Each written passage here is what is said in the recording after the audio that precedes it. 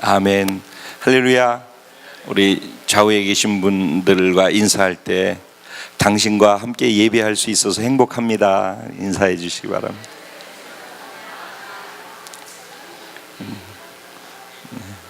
여러분과 함께 예배할 수 있어서 행복합니다. 무엇보다 다 하나님 안에서 우리가 함께 예배할 수 있어서 너무 행복한 것 같습니다. 제가 어디로 튈지 모르기 때문에 본문을 읽고 난 다음에 그 다음에 가겠습니다. 하나님 주신 말씀 계속해서 히브리서 11장 가고 있는데 11장 20절부터 22절까지 말씀입니다. 아주 좋습니다. 하나로 꽉 채워줘서 고마워요. 자, 우리 같이 한번 또박또박 본문 말씀을 읽어볼까요? 시작. 믿음으로 이삭은 장차 있을 일에 대하여 야곱과 에서에게 축복하였으며, 믿음으로 야곱은 죽을 때 요셉의 각 아들에게 축복하고 그 지팡이 머리에 의지하여 경배하였으며, 믿음으로 요셉은 임종시에 이스라엘 자손들이 떠날 것을 말하고 또 자기 뼈를 위하여 명하였으며. 아멘. 이 모든 게 다 무엇으로 했다고요? 네, 믿음으로. 우리는 지금 계속해서 믿음에 대해서 이야기를 나누고 있습니다. 여러분들 지금 벌써 히브리서 11장을 나누면서 몇 번째 우리가 믿음에 대한 얘기를 듣고 있죠? 이 믿음에 대한 얘기를 듣고 있는데, 믿음으로 산 사람 등장인물은 다 달라요 지금. 그렇죠? 네. 등장인물은 다 다른데 각 사람들의 삶을 통해서 공통된 믿음의 분모가 무엇인지를 우리가 지금 찾고 있어요. 근데 이걸 계속 듣는 것은 별 의미가 없습니다. 여러분들이 계속해서 이걸 들으면서 아, 그렇구나, 예를 들면은 아벨이 그런 믿음으로 살았구나, 에녹이 그런 믿음으로 살았구나, 아, 노아의 믿음이 이런 것이었구나, 그러면서 지금 여기까지 왔단 말이죠. 그리고 아브라함의 믿음에서 지금 이삭과 야곱과 요셉의 믿음으로 연결되어서 가고 있는데, 이들의 믿음에 대해서 우리는 계속 듣고 있어요. 근데 저는 이 사람들의 이야기 스토리를 전하고 싶은 것이 아니거든요. 이 사람들이 어떤 믿음으로 살았는가 하는 것을 우리가 공감하면서, 그럼 나는 그런 믿음으로 지금 살고 있는가 하는 것을 나에게 자기의 삶하고 비추어 보기 원하는 거란 말이죠. 그러면서 계속해서 저는 사실은 이 스토리에 대한 것을 설명해 주고 있지만은 그 가운데 제가 핵심적으로 반복해서 강조하는 것은 믿음의 정의가 무엇인가 하는 것이에요. 아벨의 믿음을 통해서는 믿음의 정의가 무엇이었고, 노아의 믿음, 에녹의 믿음을 통해서 믿음의 정의가 무엇이었는지, 근데 쭉 가는 것이 다 사실은 동일한 것이에요. 그래서 오늘 본문도 사실은 동일한 것이에요. 그리고 오늘 우리가 지금 예배 찬양하면서 여기까지 왔는데, 혹자들은 예배가 설교를 듣는 시간이 예배의 가장 중심이라고 생각해요. 그건 맞아요. 하나님의 말씀을 듣는 것이기 때문에 설교를 듣는 시간은 중요한 시간이에요. 그런데 사실은 이미 찬양이 시작되는 그때부터 그분의 임재하심은 여기 있는 거란 말이에요. 여기 그분이 계신데 이 찬양의 가사를 통해서 여기 계신 그분께 그 가사를 통해서 내 신앙을 고백하면서 그분께 나를 드리는 거예요. 내 마음을 그 가사에 담아서 드리고, 그렇게 하는 그 찬양을 하는 그 상태 속에 내 믿음이 있는 거예요. 오늘 지금 말씀을 들을 때도 설교가 중요하다, 깨달음을 얻기 위해서 중요한 것이 아니라 이 말씀 속에 내 믿음을 화합하는 게 중요한 거예요. 그래서 내가 어떻게 그럼 이 말씀대로 살 수 있는가, 살았는가, 그럼 앞으로 어떻게 살 수 있겠는가, 무엇을 구체적으로 적용하면은 그렇게 살아갈 수 있겠는가, 이런 고민거리가 우리 안에서 말씀을 들으면서 있어질 때 그분 앞에 반응하는 반응들이 믿음이 되는 것이고, 그게 우리의 삶으로 드러나게 되고 그러게 되겠죠. 그런 의미에서 오늘 이 본문 얘는 필요 없어요. 제 얼굴 나오는 건 지금 필요 없고 얘만 계속 있으면 돼요. 지금 오케이. 예. 자, 오늘 이 본문 말씀도 지금 제가 이 본문에 대한 내용을 갖다가 쭉 설명을 해서 이해할 수 있도록 풀어낼 거예요. 그런데 이걸 잘 듣다 보면은 그냥 들으면은 또 하나의 설교로 이 본문 말씀이 이런 뜻이구나 라고 이해할 수 있을 거예요. 그런데 이 본문 말씀이 결국은 무엇하고 연결되어지냐면은 믿음의 정의하고 또 똑같이 연결된다라는 얘기예요. 그러니까 이걸 들으면서 계속 설교로 듣게 되면은요, 믿음의 정의를 계속 지금 얘기하고 있거든요. 그러면서 내 믿음은 과연 이 믿음의 정의에 고리가 걸려진 합당한 믿음인가 아닌가라는 것을 계속 확인하면서 내 믿음을 빚어나가야 되는 시간이란 말이죠. 근데 이거는 한 편에 계속 반복되어지는 또 다른 설교 한 편으로 계속 나한테로 쌓여진다면은 삶의 변화가 없는 거예요. 사실 10년이 돼도 20년이 돼도 머리에 지식은 자꾸 쌓여가요. 성경 지식은 자꾸 쌓여가는데 내가 변화가 없다라고 한다면은 지금 이 얘기를 굉장히 심각하게 들어야 되는 거예요. 변화라고 하는 것은 교회 활동의 영역이 커지고 기도하는 자리에 기도 시간이 많아지는 것이 변화가 아니란 말이죠. 교회 봉사를 많이 하는 것이 변화가 아니란 말이죠. 내 삶을 통해서 살아가는 삶의 현장에서 나를 통해 예수가 얼마나 많이 드러나느냐 하는 거란 말이죠. 그게 신앙생활이죠. 그래서 지금 소개되어지는 사람들은 연약하고 부족한 부분들이 많이 있었어요. 믿음의 조상들임에도 불구하고.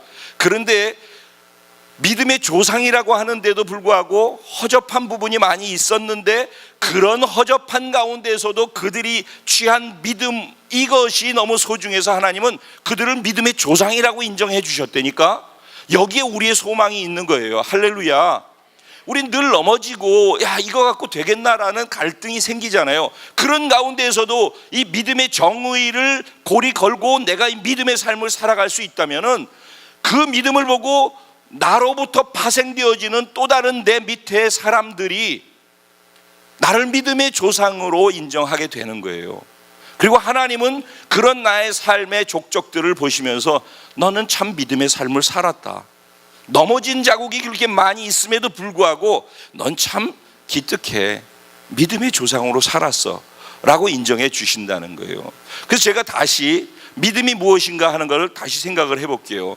우리가 믿음이라고 하는 모든 것의 가장 중심에 뭐가 있어야 된다고 그랬죠?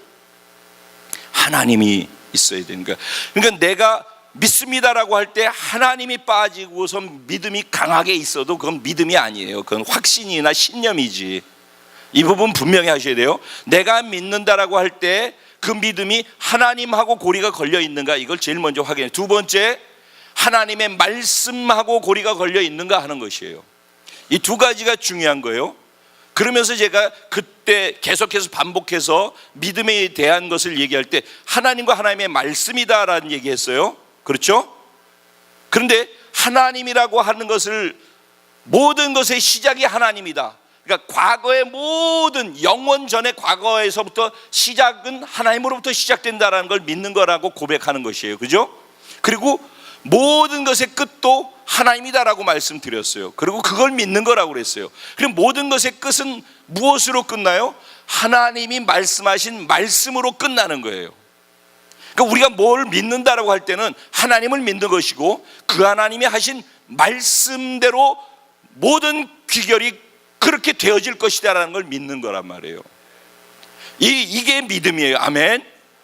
그러니까 하나님의 말씀이 우리가 받았다 한다면은, 성경 말씀을 받든 성령을 통해서 감동으로 받든 하나님의 말씀을 받았다 한다면은 지금 가는 그 말씀은 보이지 않는 것이에요. 그렇지만은 나중에 결과가 반드시 그것으로 된다라는 걸 믿는 거예요.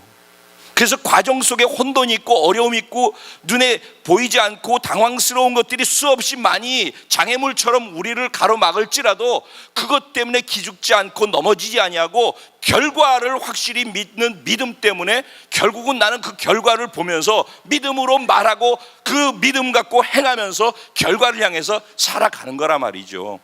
이게 믿음이에요. 이게 믿음 생활이고, 그래서 이것이 나타난 것이 뭐라고 증명을 했어요? 과거에 아무것도 없었고 하나님만 계셨다는 거예요. 그런데 지금 내 눈에 보이는 무엇인가가 있다면 이건 다 무엇이라고요? 하나님이 시작이고 그 하나님으로부터 모든 것이 됐다라는 걸 믿는 거라는 거예요. 그렇죠? 그럼 오늘 이 시간에 내가 하나님으로부터 무언가를 받았어. 그러면 그 받은 하나님의 말씀이 아무것도 아직은 없어.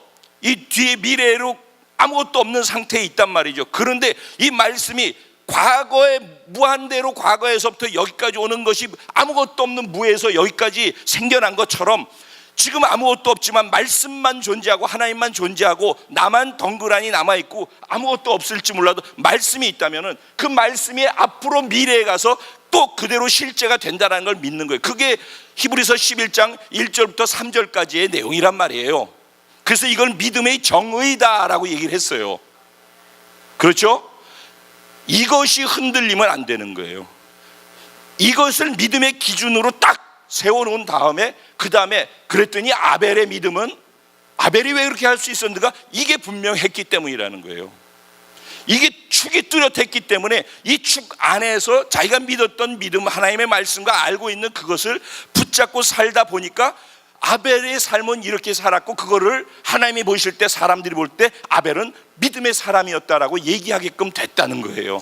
그럼 우리가 믿음의 삶을 살고 믿음의 사람이 인정이 되려면은 우리 또한 보이지 않는 것을 내가 하나님의 말씀으로만 받고 아무것도 없다 할지라도 그 말씀대로 분명히 결과가 끝난다라고 그걸 믿는 게 믿음이라는 거예요.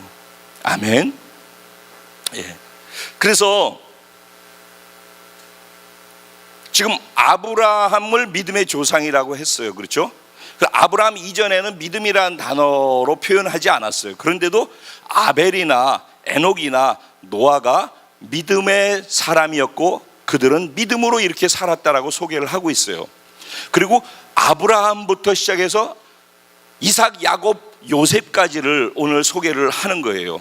아브라함의 믿음에 대해서 지난번에 소개할 때 그는 하나님께서 가라, 내가 내게 지시할 땅으로, 그 말을 하기 전에 뭘 먼저 얘기했어요? 너는 떠나라. 무엇을?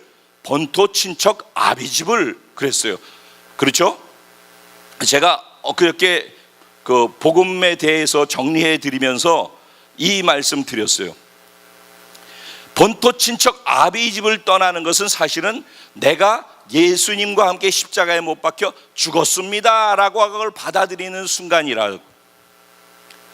그리고 지시할 땅으로 가라고 하는 것은 내가 예수의 삶을 믿음으로 살아드리는 것인데 그분이 다 이루어 놓은 것을 내가 믿음으로 살아서 만들어가는 과정이라고요. 자, 다른 말로 쉽게 이해를 할게요. 아까 찬양을 하면서 우리는 하나님을 높였어요. 그렇죠? 그 가사의 내용 가운데 두드러지게 마지막 뒷부분에 나온 가사의 내용이 뭐였어요? 거룩하심이에요. 하나님의 거룩하심. 그렇죠? 그리고 우리는 거룩하심을 찬양하다 그분의 거룩하신 임재를 느끼고 그 앞에 우리 반응하기 시작했어요. 그리고 또 무엇을 했어요? 그분의 아름다우심을 계속해 찬양했어요. 그렇죠? 네. 그리고 그분의 존귀하심을 찬양했어요. 이거 다 그분의 뭐예요? 성품인 거예요. 그분의 아름다우신, 거룩하심, 존귀하심은 그분의 성품에 관한 거란 말이에요. 그렇죠? 예전에는 거룩하심이다라고 해보자고요. 그분이 거룩하시다 하면은 그 거룩하심이 어떤 의미예요? 하나님이 거룩하시다. 하나님이 거룩하시다. 거룩하신 하나님이 만약에 여기 계시다 하면 어떤 일이 일어났어요? 사람들이 그 하나님 앞으로 올 수가 없었어요. 여러분, 구약 성경의 내용들은 다 그런 것이죠. 하나님이 어디 계시다 그러면 사람들이 하나님 계신 곳에 갈 수가 없는 거예요. 그분의 거룩하심이 너무 강하기 때문에 우리의 수치스럽고 우리의 죄가 너무 뚜렷하게 드러나기 때문에 그분의 거룩하신 빛 가운데 드러날수록 우리의 작은 티끌 하나도 너무 크게 보여지기 때문에 그 앞에 다가갈 수가 없는 거예요. 우리 스스로가. 그분이 하얀 빛인데 우리가 연탄재를 뒤집어 쓰고서 연탄을 들고서 그분 앞에 가는 것이 그분께 까만 점 하나라도 날릴까 봐 두려워가지고 못 가는 것처럼 그런 상황이란 말이죠. 이거는 표현이고 그분의 거룩하심은 우리가 얼씬할 수 없는 거예요. 그래서 구약의 제사장들은 성막이 있으면 성막 안에 들어갈 때 하나님의 임재하심 안에 들어가는데 만약에 요만한 죄만 있더라도 성막 안에서 지성소와 이걸 구분해 놓는 성막 이거 있었잖아요. 성소와 지성소를 나누면서 이 막이 있었죠. 휘장이. 이 휘장 안으로 제사장 대제사장이 1년에 한 번 들어갈 때 여기다 밧줄을 묶어가지고 들어갔다는 얘기는 들으셨죠? 그리고 방울을 달고 들어갔다고 그랬어요. 거기 들어갔다가 이 사람이 만에 하나 요만한 죄만 있으면은 하나님이 그 자리에서 그를 죽여버렸단 말이에요. 근데 바깥에 있는 사람들은 그 안에 들어갈 수 있는 입장도 못 되고 들어갈 자격이 없잖아요. 그러니까 들어가지도 못해. 근데 그 사람이 죽었는지 살았는지 어떻게 아무것도 모른단 말이에요. 그러니까 방울을 다는 거예요. 그래서 그 사람이 안에서 움직이면 딸랑딸랑 소리가 나면 아직 살아서 돌아다니고 있구나, 이걸 아는 거예요. 근데 만약에 방울 소리가 안 나, 계속해서 오래 기다려도 그러면 이거 죽었구나. 그럼 들어갈 수 없으니까 어떻게 해요? 밧줄 묶어놓은 걸 끌어 당겨가지고선 그 사람을 끄집어냈단 말이죠. 그 정도로 하나님의 임재하심과 거룩하심은 어마어마한 사실은 무시무시한 거였단 말이에요, 그 당시에. 그런데 예수님이 십자가에 못 박혀 죽으면서 휘장이 찢어지면서 하나님의 거룩하심이 예수님을 믿는 사람들에게 그 거룩하심을 주시는 거란 말이에요. 그래서 하나님이 거룩하심이, 그 어마어마한 거룩하심이 이제는 어디에 있다? 예수와 함께 자신이, 그 죄 많은 자신이 십자가에서 예수 죽을 때 죽어버렸다라고 믿고 부활하신 예수의 생명으로 다시 태어난 존재라는 새로운 피조물 됐다는 걸 믿으면은 예수님께서, 하나님께서 그 사람을 보고서 칭의, 너는 이제부터 거룩하다. 예수님의 거룩하심 같은 그런 완전한 거룩함이 내 거룩함이 네 거룩함이야 라고 말씀하신단 말이에요. 그래서 우리가 온전한 거룩한 존재로 시작하는 것, 이미 거룩하려고 노력하는 게 아니라 거룩한 존재로 시작하는 것, 이게 구원이라고요. 그러면 하나님은 완전하게 완벽한 거룩을 우리한테 주시면서 시작하는 거, 이걸 뭐라고 그래요? 공짜로 주셨기 때문에 은혜라고 하는 거예요. 아까 거룩뿐만 아니라 그분의 아름다우심 얘기했잖아요. 여러분, 성형수술하고 이쁘게 생기면 아름답고 그렇지 않으면 아름답지 않고 그런 게 아니라 우리가 지금 내 모습으로 보여지는 내가 생긴 게 거울 앞에서 어떻게 보일지라도 그 나는 십자가에서 예수 죽을 때 같이 죽었다며, 그리고서 예수의 생명으로 다시 태어났다며, 그러면서 예수 안에 있는 거룩함이 내 안에 들어온 것처럼 예수의 아름다우심과 존귀함도 내 안에 들어온 거라고. 완전한 아름다움과 완전한 존귀함이 어디 있다고? 내 안에 있는 거라니까. 구원이라고 하는 사건의 의미는 이것이란 말이에요. 여기서부터 시작하는 거예요. 그래, 하나님은 완벽하게, 우리는 아무것도 한 게 없어, 하나님이 다 해놓고 이거 믿어라 그랬더니 아멘 하고서 그걸 받아들이는 순간 구원됐잖아요. 그러니까 모든 게 은혜야, 은혜. 우리가 한 건 아무것도 없어. 아무것도 없는데 어마어마한 거룩함과 존귀함과 아름다움을 다 우리에게 주고 시작하는 거야. 넌 그런 존재야 라고 선언하고 시작하는 거라고. 그러면 여기서 그런 존재가 됐는데 그 다음에 주신 그 거룩함은 그러면 어떻게 되는가? 이제는 믿음으로만 내가 거룩하게 경험하고 가는 거예요. 이제부터 모든 게 믿음이에요. 구원의 이 선에서, 구원이라고 하는 선을 넘어오는 것도 믿음으로 넘어왔잖아요. 여기에서 다 주셨다, 완벽하게 이미 주어져 있다라고 하는 그 말을 그 다음부터는 믿음으로 내게 되는 거야. 믿음으로 다 이제부터 무조건 존귀함도 사람들이 옆에서 넌 존귀하지 않잖아. 그런데 아이고 난 존귀하지 않지, 이거 봐 안 존귀하지 않아, 이렇게 하면 그건 믿음으로 자기 스스로 놓는 것이고, 나는 존귀해라고 이미 그렇다라고 하시니까 그걸 주장하고 받아들이고 나는 존귀해, 나는 아름다워, 나는 거룩해 라고 믿고선 그 믿음으로 거룩을 살아내는 거예요. 믿음으로. 그러면 하나님이 다 주신 것을 내가 믿음으로 취할 때 나는 거룩한 자가 되려고 노력하는 게 아니라 거룩한 자로서의 삶을 살아가게 되고 나타나게 된단 말이에요. 이게 믿음으로 예수를 살아내는 삶이 되는 거예요. 이걸 성화라고 하는 거예요. 성화. 아멘. 노력해서 사는 삶이 아니라 이루어 놓은 것을 믿음으로 취하는 삶이란 말이에요. 그래서 우리가 자랑할 것이 없다라는 거예요. 내가 얼마만큼 자라있고 얼마만큼 성숙하고 얼마만큼 다른 사람하고 비교해서 지금 더 잘하고 있다 할지라도 내가 자랑할 게 없는 이유가 무엇 때문이라고요? 공짜로 주신 것을 믿음으로 취해서 요만큼 가는 것이기 때문에 어느 누가 누구에게 서로 자랑할 게 아무것도 없는 것이 그리스도인의 삶이다 이거예요. 그렇게 한 이유가 무엇 때문이라고 그랬어요? 너희로 자랑치 못하게 하려 함이니라. 그렇게 말씀한 거예요. 그러니까 믿음이라고 하는 것이 이런 거라는 거예요. 보세요. 그런데 이 말 안에서 제가 정리를 하고자 하는 것은 뭐냐면은 하나님이 완전히 더럽고 추한 나를 죽었다라고 다시 태어나서 너는 거룩해라고 선언했어요.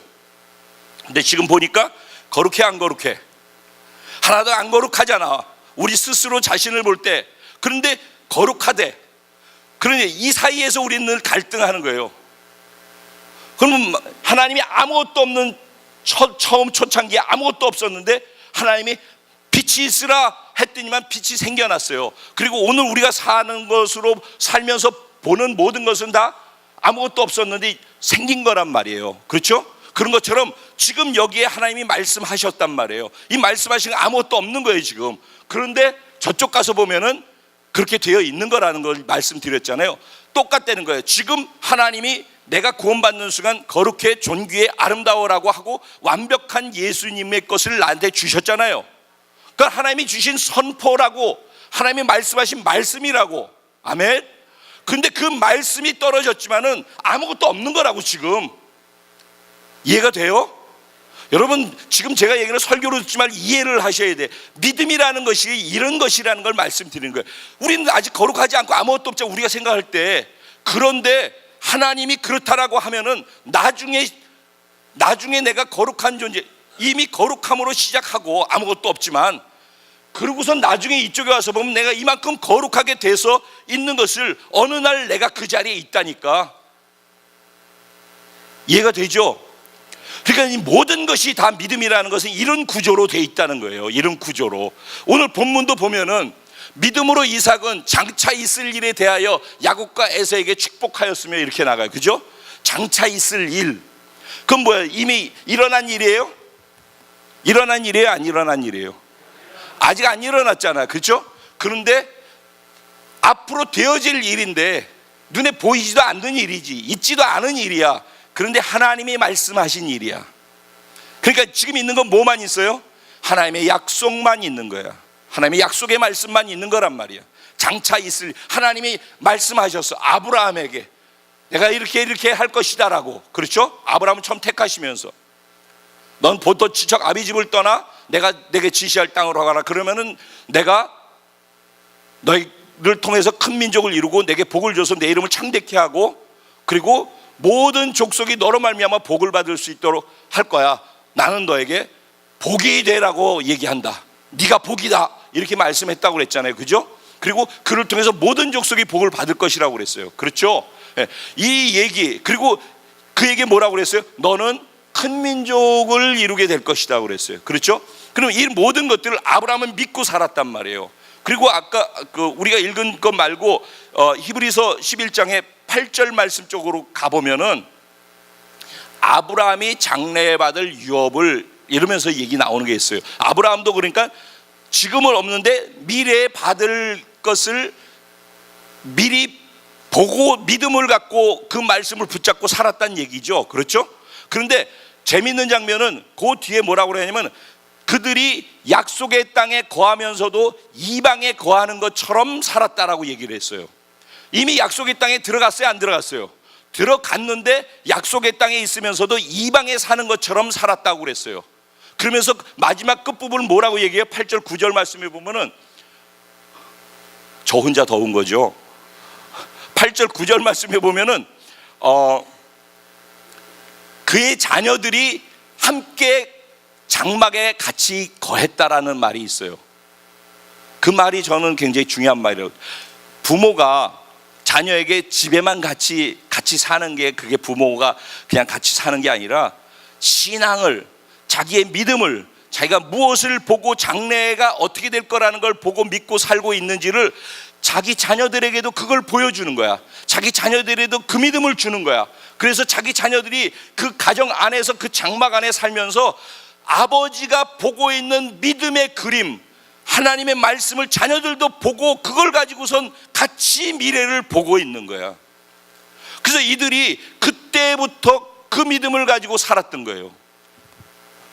이름이 뭐지? 아이고 이뻐라.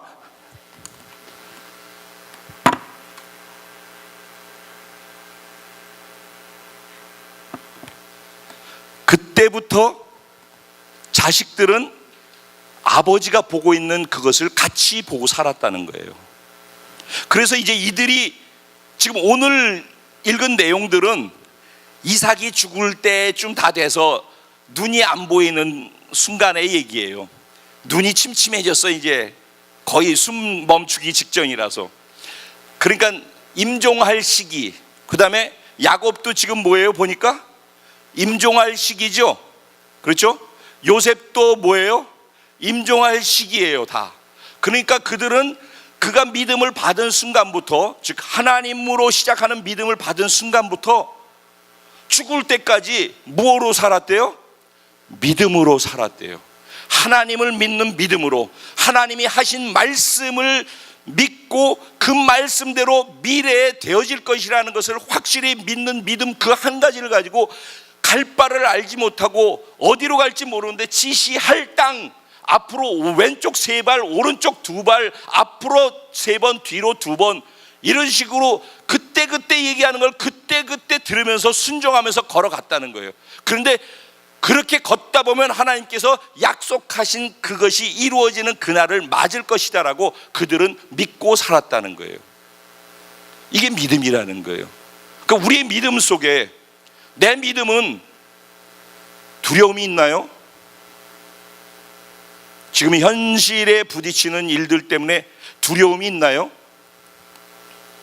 어려움과 갈등이 있나요? 이거 어떡하지라고 생각되는 것들이 있나요? 그게 하나님으로부터 가고 있는 것이 맞나요? 이걸 먼저 확인해 보셔요. 내가 지금 하는 것이 하나님과 하나님의 약속의 말씀을 붙잡고 그 안에서 정말 하나님 때문에 가는 것이 맞는지를 확인하셔요. 그리고 정말 그것 때문에 내가 하고 있다면은, 공부가 바로 그런 것이라면은, 사업이 바로 그것 때문에 하는 것이 맞다면은, 직장 생활을 정말 그것 때문에 하는 게 맞다면은, 지금 우리가 하는 모든 것이 그것 때문에 하는 게 맞다면은, 그러면 두려워하지 마셔요. 결과는 하나님이 약속하신 그 약속의 말씀대로 되어지고 우리는 그 자리에 서 있어요. 18년 동안 수많은 우여곡절이 있었지만은 결국은 하나님께서 약속하시고 우리를 끌고 가시는 그 걸음 가운데 우리가 있게 되더라고요. 정말 감사해요. 믿음은 이런 거라는 거예요. 아멘. 그러면 지금 장차 있을 일이라고 했는데 아브라함이 장래받을 유업이라고 했어요. 그는 이미 약속의 땅 가나안에 들어왔는데 가나안에 있으면서 이방에 사는 것처럼 살았다고 그랬어요. 그가 생각했던 그 하나님의 약속은 무엇이었을까요? 아브라함이 큰 민족을 이룰 거라고 그랬죠. 아브라함은 이삭을 낳았어요. 이삭은 야곱을 낳았어요.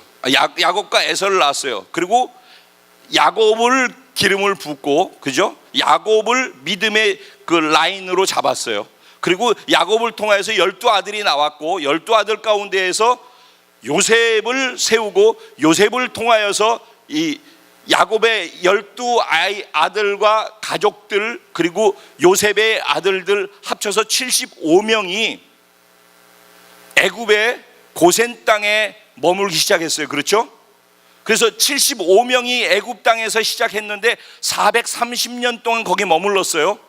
그리고 430년이 되었을 때 인구가 몇 명이 됐다고요?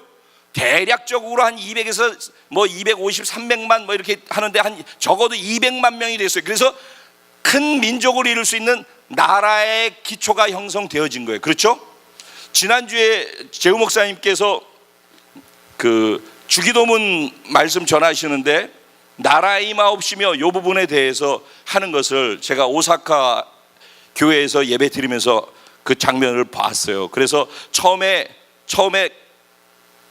간증하다가 목사님이 여기서 그냥 시작하셨기 때문에 중간에 끊기가 애매해가지고 제가 처음 시작하는 부분을 갖다가 들었어요. 그러다가 이 본문이 나오고 이 방향이구나라고 해서 그럼 오케이 여기까지 하고 그리고 그 본문을 가지고 제가 나눴어요. 이번 금요일날 제가 그 말씀을 제가 생각하고 있는 하나님의 나라에 대해서 나라의 임하옵시며가 무엇인가에 대해서 나누려고 해요. 그런데 나라라고 할 때 세 가지가 있어야 되죠. 그렇죠? 우리 이 땅에 있는 나라나 하나님의 나라나 세 가지가 있어야 되는 거예요. 첫째, 나라가 형성되려면 뭐가 있어야 돼요? 백성이 있어야 되는 거예요. 백성이. 그렇죠? 근데 아브라함 한 명밖에 없었어. 아브라함 한 명밖에 없었는데 하나님께서는 아브라함 한 사람 딱 있을 때 너를 보면서 너를 통해서 큰 민족을 이룰 거야 그래가지고 한 나라를 보셨단 말이야. 하나님은. 근데 아브라함은 자기 하나밖에 없는데 자기를 통해서 한 나라를 보고 있는 하나님의 말씀을 믿음으로 그냥 받아들였단 말이야. 그리고서 그것을 향해서 가는 거란 말이지. 가나안 땅에 갔어요. 약속의 땅에 갔지만은 약속의 땅에 있지만 아무것도 없는 거야. 그가 말씀하셨던 큰 민족을 이루고 내 이름이 창대케 되는 거 이런 거 아무것도 없는 거야 지금. 근데 그는 그걸 보고 있는 거야. 왜? 하나님이 말씀하셨기 때문에, 그리고 약속하신 말씀을 믿고 있기 때문에. 그래서 믿고 있기 때문에 보는 거예요. 보고 있기 때문에 말하는 거예요. 말하고 있기 때문에 행하는 거예요. 믿음의 3요소. 아멘. 예. 믿음이 정말 있다면 내가 믿는다고 하는 것, 하나님의 말씀을 봐라. 그리고 생각 속에 그걸 보고 있으면서 입으로 말해라. 그리고 말하고 있는 대로 살아라. 이게 믿음이다 라고 제가 말씀드려요. 자, 보셔요. 아브라함이 그렇게 했는데 430년 지나고 난 다음에 큰 민족을 이룰 수 있는 200만 명이 되어졌어요. 그렇죠? 그리고서 그들과 함께 출애굽했어요. 그리고 가나안 땅으로 가기 위해서 광야에서 시간을 40년을 갔다가 가나안 땅으로 들어가게 되어졌죠. 가나안 땅을 정복했어요.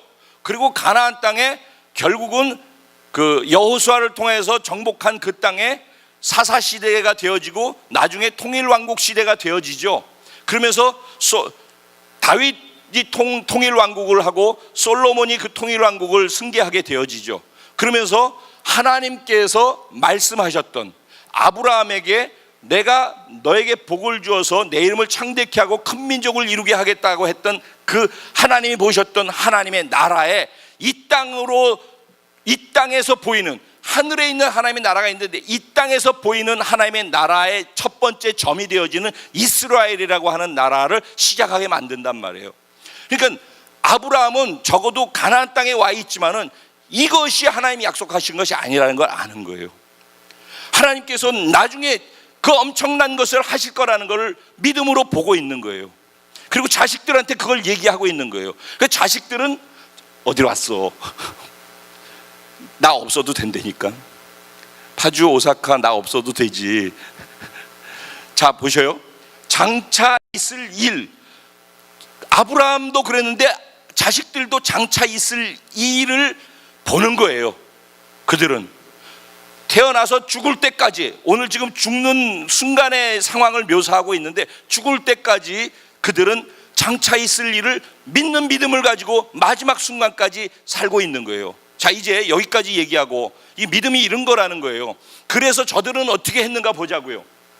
믿음으로 이삭은 장차 있을 일에 대하여 야곱과 에서에게 축복하였대요.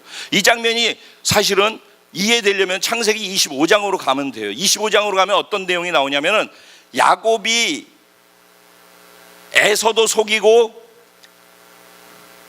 자기 아버지 이삭도 속이면서 27장에서 창세기 27장에서 야곱이 자기 아버지도 속이고 자기 형도 속이면서 아버지한테 형 행세를 하면서 축복받는 장면이 나옵니다. 거기에. 근데 이삭이 야곱이 몰래 가서 에서인 것처럼 하고 축복을 받았는데 나중에 에서가 와가지고선 아니 내가 받을 장자의 축복과 아버지가 주실 축복을 둘째 놈이 다 뺏어갔습니다 라고 일렀어요. 그랬을 때 이삭이 뭐라고 그러냐면 그래 말도 안 돼, 그리고 너 이리 와, 아까 한 거 취소하고선 에서를 다시 축복하지 않았어요. 그걸 그냥 인정했어요. 근데 여기에서 아이러니한 게 있어요.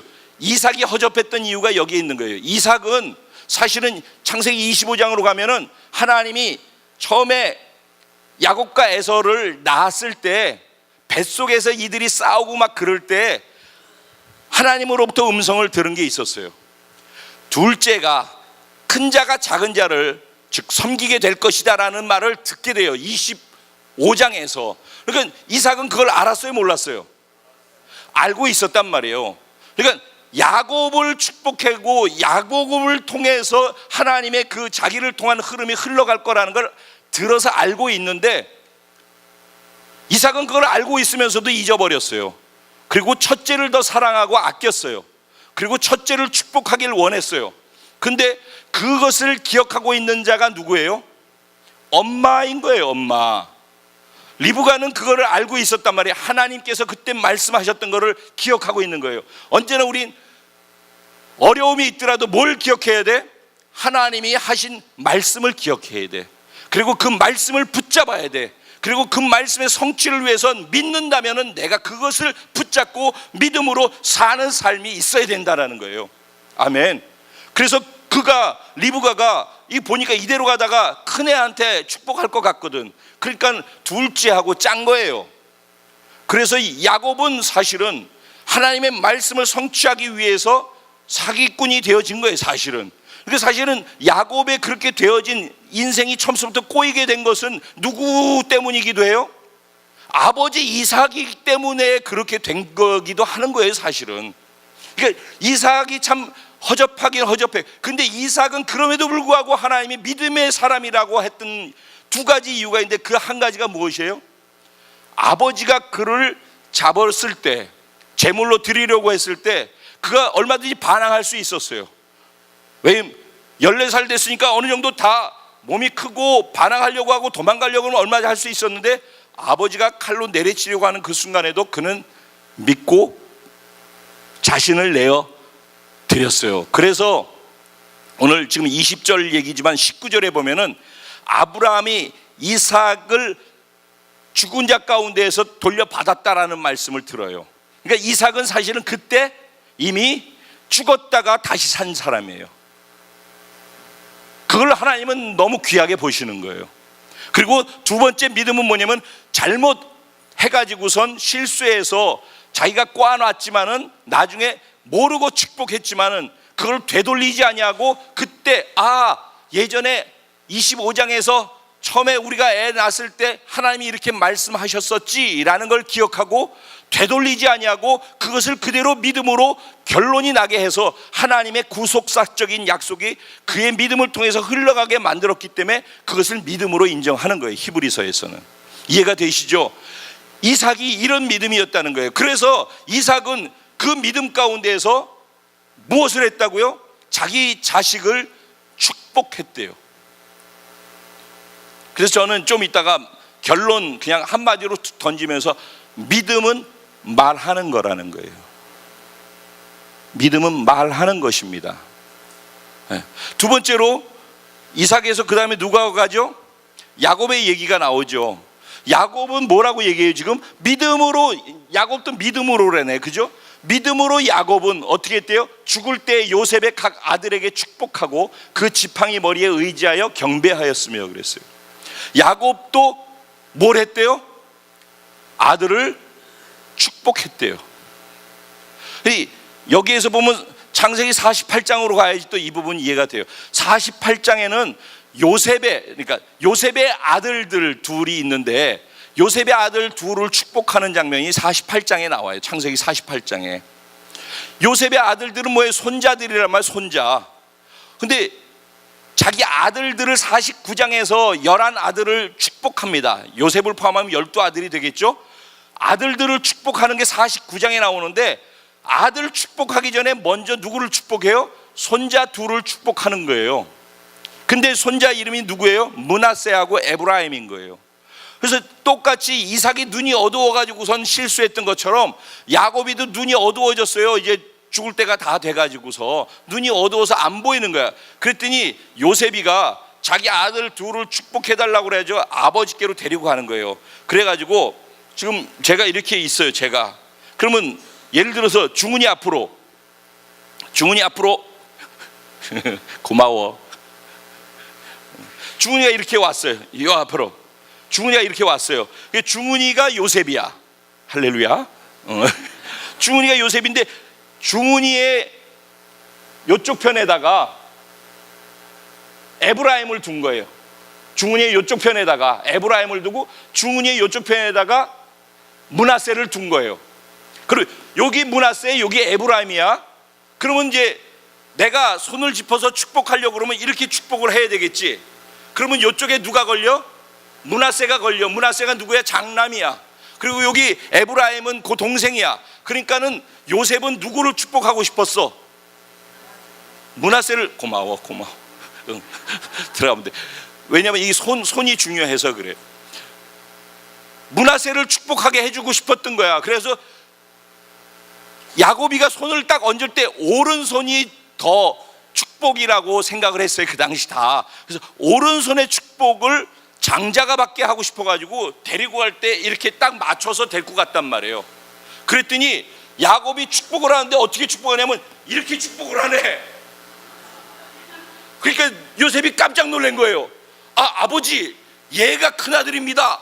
그래서 아버지 손을 잡아가지고 다시 똑바로 해놨어. 그랬더니 나도 안다 아들아, 나도 안다. 두 번이나 강조하면서 다시 손을 엮어가지고선 에브라임을 오른손으로 축복하고 므낫세를 축복해요. 이런 일이 있었어요. 여기에서 야곱이 처음서부터 꼬인 인생을 살았잖아요. 그래서 고생을 무지하게 많이 했어. 그러죠? 그래서 사기치고서 도망가기 시작해가지고 삼촌한테 사기 당하고 결혼하는데 뭐 7년에 계속 우여곡절 끝에 거기에서 있다가 나중에 돌아 나오고, 그러다가 또 야복강가에서 거기서 천사와 싸워서 축복해 주지 않으면 나는 못 떠나겠다고 이래가지고 거기서 환도뼈 맞아가지고선 부러졌잖아. 지금 마지막 얘 어디 갔어? 그 지팡이 머리에 의지하여 경배하였으며 할 때 지팡이를 잡았던 이유가 뭐예요? 이 환도뼈가 부러져 가지고선 이렇게 하고서 평생 사는 거야. 그날 이후 야복강가에서 부러진 이후부터는 이렇게 하고 사는 거야. 지팡이 짚고. 그러니까 그 인생이 얼마나 고단했겠어. 근데 그렇게 살았음에도 하나님 원망하지 않는 거야. 마지막 숨 거두려고 하는 마지막 임종하는 순간에 그가 선택한 건 뭐예요? 믿음으로 하나님께 경배했대. 예배 드리는 건 믿음으로 하는 거예요. 여기 하나님은 계시다니까. 하나님의 임재는 여기 있는 거예요. 여기 하나님의 임재 있는데 내가 믿음으로 그 하나님의 임재를 취하는 거예요. 그러면은 지금은 임재는 계시지만 내가 경험하는 건 무야. 지금 여기라고. 근데 내가 경험하는 건 저쪽일 거라고. 근데 하나님이 여기 계시다고. 임재는 여기 있어. 근데 그 임재를 내가 믿음으로 취하기 시작하는 거야. 그래서 반응하고 찬양하고 기도하고 움직이고 가다 보면 어느 순간에 내가 여기 있는데 임재에서 나를 장악하고 있는 그 어마어마한 하나님과 함께 여기 있는 것을 경험하게 된다는 거예요. 무엇으로? 믿음으로라는 거예요. 예배도 그러니까 믿음으로 드려야지. 멍하니 있고 나 한번 은혜 받게 해봐, 딱 이렇게 하고서 앉아가지고서는 어떤 일도 일어나지 않는 거예요. 믿음으로 내가 하나님 앞에 반응하는 거예요. 아멘. 찬양의 가사 속에서 믿음을 드리고 찬양하면서 기도하면서 내 믿음을 쏟아 거기다 반응으로 드리는 거예요. 그때 임재하신 하나님의 능력을 경험하기 시작하는 것이고, 그 능력이 경험돼야지, 그래야지 내가 밖에 나가서 사람을 변화시키든 세상을 변화시키든 그 능력을 여기에서 얻고 돌아가는. 그래서 예배가, 기도의 자리가 중요한 것은 예배 드리기 위함도 있고 기도하기 위함도 있지만 여기에서 믿음으로 그런 시간을 통해서 동력을 받아야지 내가 목적을 위해 살 수 있는 것이 나오기 때문에 이 자리가 중요한 거란 말이에요. 그러니까 여기에서 그냥 모여가지고 있으면서 왜 이렇게 하느냐라고 생각하지 말고 그분의 임재를 경험하기 위한 것은 각자의 믿음의 몫이라고, 각자가 믿음으로 그걸 취하는 거란 말이에요. 그때 그 임재를 내가 끌어들이는 거예요, 믿음으로. 그리고 그 임재를 능력으로 경험하기 시작하는 거예요. 그럼 내가 그분의 목적을 위해서 이 자리에서 감격 속에서 삶의 자리 현장을 나가서 세상에서 나를 누르고 있는 것들을 오히려 내가 세상을 바꾸면서 7가지 영역에서 세상을 바꿔나갈 수 있게 된다는 거죠. 그래서 야곱은 죽을 때 또 뭘 했어요? 하나님을 경배했어요. 무엇으로? 믿음으로. 그러면서 죽을 때 뭘 했다고요? 아들들, 손자들을 어떻게 했다고요? 축복했어요. 믿음으로 뭘 했다고? 말했단 말이에요. 그러죠? 그리고 마지막에 여기는 안 나오지만은 창세기 49장에 가면은 야곱이 부탁하는 내용이 나와요. 내가 죽거들랑, 그 당시 그들은 애굽의 고센 땅에 애굽에 있었잖아요. 그러죠? 그런데 내가 죽거들랑 내 아버지 아브라함이 있는 가나안 땅의 막벨라 굴, 거기로 나를 데리고 와서 장사 지내고 거기에 나도 묻어줘라. 내 아버지 아브라함과 할아버지 이삭, 리브가 다 거기 지금 계신데 나도 거기로 가서, 그 말의 의미는 그 가나안 땅에, 하나님이 약속한 그 땅에 자기 할아버지에게 약속한 하나님의 약속의 말씀대로 민족이 서고 나라가 설 것을 봤다는 거예요. 그러니까 나는 그 자리로 가 있어야 돼. 그러니까 나는 죽으면은 여기다 그냥 두지 말고 거기 가서 거기다 묻어줘. 그러니까 그는 마지막 죽는 순간까지 뭘 봤어요? 하나님이 약속한 장래에 있을 일을 본 거예요. 그리고 그 있을 자리에 내가 거기 있게끔 나를 거기다 데려다 줘서 거기에 장사 지내게 해주세요. 그래서 요셉이가 바로왕한테 허락받아가지고 거기로 데리고 가서 약 70일 정도의 장래 모든 행사를 다 마치고 돌아오도록 그렇게 해요. 이 속에서 야곱의 믿음을 보는 거예요. 그렇죠? 마지막으로 얘야 고마워. 믿음으로 누구예요? 이제는 요셉은 임종시에 이스라엘 자손들이 떠날 것을 말하고 또 자기 뼈를 위하여 명하였으며 그랬어요. 요셉은 죽을 때가 다 돼가지고서 뭐라고 마지막 창세기 50장에 유언을 하냐면, 유언을 하는데 이스라엘 백성들, 이제 거기에 자기와 함께 있는 자손들이 있을 거 아니에요. 자손들이, 요셉의 자손들을 향해서 얘기하는 거예요. 자기 죽으면서 내가 지금 유언하는데 반드시 하나님께서 남아있는 너희들을 지키실 것이고 돌보실 것이야. 그리고 인도하실 것이야. 그래서 반드시 너희는 이 땅을 떠나서 하나님이 약속하신 땅으로 돌아가게 될 거야. 하나님이 너희를 그렇게 하실 거야. 그러니까 내가 여기서 죽거들랑 내 시신을 이 땅에 묻지 말고 방부 처리해. 그래서 미라가 되게 한다는 거예요. 미라가. 그래가지고 계속해서 거기 있었어. 요셉은 그 땅에 언제까지? 430년이 지나서 이스라엘 백성들이 모세를 통해서 출애굽하는 일이 일어나서 나중에 가나안 땅 들어갈 때까지. 그래서 요셉이 나중에 자신의 후손들과 함께 자기의 몸뚱아리도 결국은 어디로 오게 돼요? 장래에 있을 그 자리, 하나님이 약속하신 그곳으로 돌아올 거를 알았단 말이에요. 그리고 자기 자손들에게 하나님께서 그때까지 너희를 돌볼 것이고 너희를 인도할 것이고 너희를 여기서 빼내서 그곳으로 가게 할 것이야. 너희는 반드시 그 땅으로 돌아갈 거야 라고 430년 전에 그걸 예언하듯이 선포한단 말이에요. 이게 뭐예요? 믿음이라는 거예요. 이 믿음이 어디서 왔어요? 하나님이 약속한 약속의 말씀에서 왔다는 거예요. 그리고 하나님이 약속한 그 말씀대로 나중에, 약속의 말씀밖에 지금은 없지만은 나중에 430년 후에 이곳에 있어서 보면은 그 일이 이루어져 있는 그날 그 자리 그 현장에 누군가가 그것을 보고 밟고 있다는 거예요. 근데 저기에 있는 그들은 아직 못 봤어요. 아니, 여기 있지 못했어요. 그렇지만은 여기에 있으면서 시간차는 있지만 여기에서 그들은 뭘 보고 살았어요? 저걸 보고 살았다는 거예요. 저걸 보고 살았기 때문에 저걸 보면서 지금 현재에 있는 일들을 향해서 말하는 거예요. 그래서 축복도 할 수 있는 거예요. 축복하는 건 뭐예요? 앞으로 되어질 것이에요. 무엇을 기준을 잡고 축복을 했어요? 하나님이 약속해둔 그 약속이 자식들을 통해서 어떻게 이루어질 것인지를 기도 가운데에서 받아서 축복했단 말이에요. 야곱이 귀한 것은 그 파란만장한 고난의 시간을 겪으면서 말입니다, 그는 하나님을 더 뾰족하게 의지할 수밖에 없었어요. 그래서 그는 하나님이 뭘 원하시는지를 알았어요. 그래서 야곱이는 요셉의 자식들을 손을 얹을 때 자기 아버지가 자기에게 실수했던 그 실수를 하지 않을 수 있었어요. 하나님의 뜻이 무엇인지 그는 그분께 집중했고 그분의 뜻을 늘 알려고 했고 자기 그 머릿속에 그분과의 교제 속에서 그분의 뜻을 놓치지 않으려고 했어요.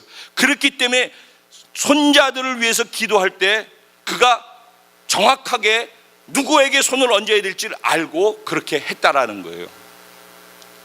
그러니까 믿음을 유지할 수 있는 길은 또 무엇이에요? 하나님과의 교제인 것이에요. 그런데 우리가 평소 때 그거를 스스로 잘 하면 되는데 안 되면은 야곱이처럼 삶의 다양한 고난들을 통해서 하나님 살려주세요 하면서 하나님하고 기도하고 하나님께 나아가게 되어지고 그런 시간들 통해서 빚는 거예요. 하나님 우리를 빚는단 말이에요. 그리고 하나님과 점점 시간을 더 많이 보낼 수 있도록 우리를 몰아가신단 말이죠. 그래서 이런 거든 저러거든 하나님의 관심은 우리가 믿음으로 하나님의 삶을, 하나님이 원하시는 약속의 삶을, 그것을 향해서 계속해서 갈 수 있기를 원하시는 거거든요.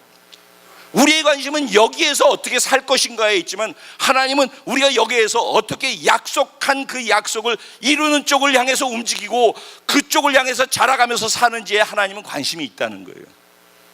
아멘. 네. 결론,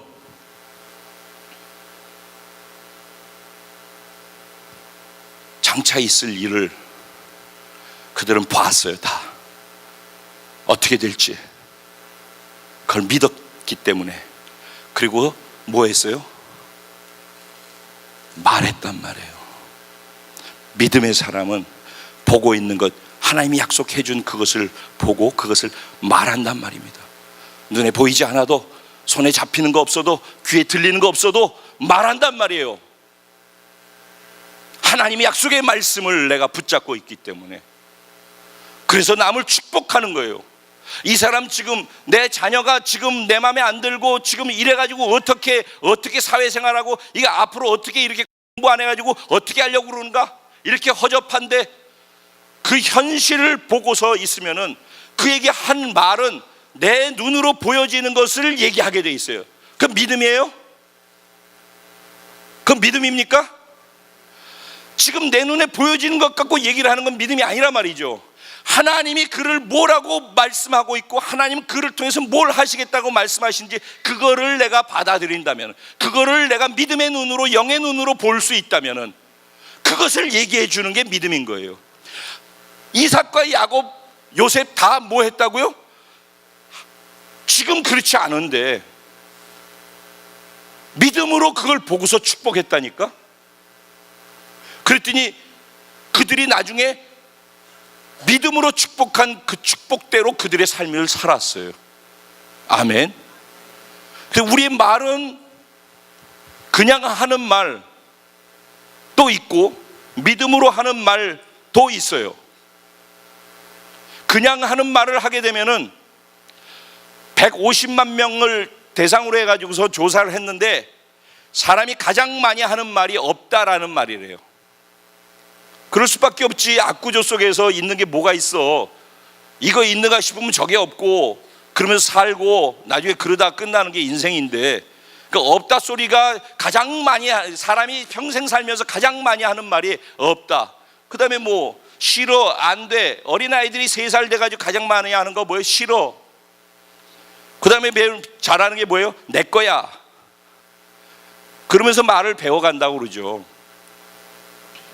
그럼 우리들이 하는 말의 대부분은 안 돼, 싫어, 없어, 이런 말들이 먼저 배워지는 거예요. 왜? 우리가 살고 있는 세상이 그러니까. 제 표현으로 하면 악구조기 때문에 그럴 수밖에 없어. 내가 인식을 못해서 그렇지, 인식해서 보여지는 것을 보면은 없어, 안 돼, 못해, 이렇게 할 수밖에 없는 것이 이 세상이라니까. 그런데 그런 세상에서 그 말만 하면서 살 수밖에 없는 우리를 죽여버리고 이 땅에 이쪽에서 다시 태어나게 하면서 하나님의 관점으로, 하나님의 눈으로, 믿음과 영으로 볼 수 있는 눈을 우리에게 다시 주셨단 말이에요. 이게 그리스도인의 특권이라고 제가 얘기하잖아요. 그리스도인들은 눈이 바뀐 사람이라고, 관점이 달라진 사람들이 그리스도인이라고, 이게 그리스도인의 최고의 특권이라고 제가 말씀드리잖아요. 똑같은 것을 보는데 안 돼, 너 그렇게 지질이 못해가지고 뭘 할 수 있겠어, 이렇게 얘기하는 게 이쪽 사람들의 얘기라니까. 그리고 그건 너무 정확한 말이에요. 눈으로 지금 육체로 보는 것으로 정확한 데이터를 가지고 하는 얘기죠. 그리고 실제 구조가 그렇기 때문에 안 되게 돼 있어요. 무조건 안 됩니다. 여기에서 사는 사람은 그렇게 안 되게 돼 있어요. 말도 그렇게 나오고 결과도 그렇게 나와요. 말하는 게 믿음이기 때문에 결과도 그렇게 나오고 구조 자체도 악구조이기 때문에 그렇게 되게 돼 있어요. 그런데 여기에서 있는 그런 절망적인 우리를 죽여버리고 이쪽에서 예수와 함께 다시 태어나게 했다라는 거 아닙니까? 그리고 우리를 영의 눈을, 영을 살려줘서 하나님의 자녀, 영의 자녀 되게 만들어주면서 영의 눈을 열어주셨다고. 그리고 예수를 통한 희망과 가능성을 보고 살게 해주셨다고. 그래서 육체를 보고 말하는 사람들이 아니라 그 사람의 하나님이 모시고 있는, 나는 거룩하지 않은데 거룩하다며, 난 존귀하지 않은데 존귀하다고 그런다며, 나는 아름답지 않은데 그분이 아름답다고 하신다며. 그래서 우리는 완벽하게 그런 존재라며. 아멘. 이게 2강에서 얘기하는 첫 번째 기둥인 거예요. 어제 들으신 분, 누가 뭐라 그래도 이걸 믿어야 된다니까. 그러면 나는 그렇다라고 믿고 있다면서 왜 내 자식이나 내 남편이나 내 아내는 안 바뀔 거라고 얘기하고 육체의 눈으로 얘기하는데, 2강에서 다 걸리는 거 아니겠어요? 만약 그렇다면은. 그럼 내가 믿음의 눈으로 보지 않는다는 거 아니에요. 내가 믿음으로 눈으로 보지 않는데 그럼 믿음으로 말할 수 없잖아요. 그러니까 보지 않으면 말하지 못한다니까. 그럼 보지 않으면 말하지 못하고, 말하지 못하기 때문에 행하지 못한다니까. 이건 믿음이 아니라니까. 믿음은 뭐예요? 보는 거라니까. 이쪽에서 보면 육체로 보는 것이고, 육체로 보는 대로 말한 대로 그대로 행하고 결과가 그렇게 되는 거예요. 이쪽에서 하면은. 근데 이쪽으로 와가지고서 믿음의 눈으로 보는 거예요. 그리고 믿음의 눈으로 말하는 거예요. 그리고 믿음의 눈으로 그렇게 행해 주는 거예요. 그러면 그렇게 결과가 나오는 거예요. 이게 믿음의 세계라는 말입니다. 근데 우리는 눈에 보여 있는 것 갖고선 얘기를 한다고. 근데 우리는 하나님의 약속의 말씀을 갖고 일어나지 않은 일을 그걸 붙잡고 그걸 보고 그걸 말하고, 그래서 그걸 믿고 행하는 사람들이 우리라는 거예요. 그게 믿음의 사람들의 삶이라고. 그게 믿음의 조상들이 살았던 삶이라고. 그리고 우리를 믿음의 조상으로 또 부르고 계신 거라고. 오늘 여러분이 하나님께서 우리를 믿음의 삶으로, 믿음의 조상으로 살라고 우리를 초대하고 있다는 겁니다. 우리가 봐야 될 것이 무엇입니까? 우리가 말해야 될 것이 무엇입니까? 우리가 행해야 될 것이 무엇입니까? 믿음으로 할 수 있는 것들을 할 수 있는 은혜가 우리 모두에게 있게 되기를 주님의 이름으로 축원드립니다. 이제는 안 된다, 왜 그 모양이냐라는 말보다는, 그리고 누군들 지적질을 못합니까? 옳고 그름으로 가는 것을 얘기할 줄 모르는 사람이 이 세상에 어디 있습니까? 옳고 그름은 다 얘기할 수 있습니다. 근데 살리고 세우는 것은 생명나무 원리로 해야지만 살리고 세워지는 것입니다. 믿음으로 해야지만 살리고 세워지는 것이지, 내 눈으로 보여지고 옳고 그름으로 하는 육체의 눈을 갖고 하는 것 속에서는 답이 나오지 않습니다. 믿음으로 말하는, 그리고 믿음으로 오늘 본문의 사람들처럼 믿음으로 축복해 줄 수 있는 그런 은혜가 오늘 이 자리에 참석하신, 그리고 각자 가정에서, 각자의 교회, 각자의 사역지에서 믿음으로 축복하는 축복의 통로가, 그리고 그 믿음으로 축복한 대로 모든 것이 그렇게 되어지는 놀라운 은혜가 저와 우리 모두에게 있게 되기를 주님의 이름으로 축원드립니다.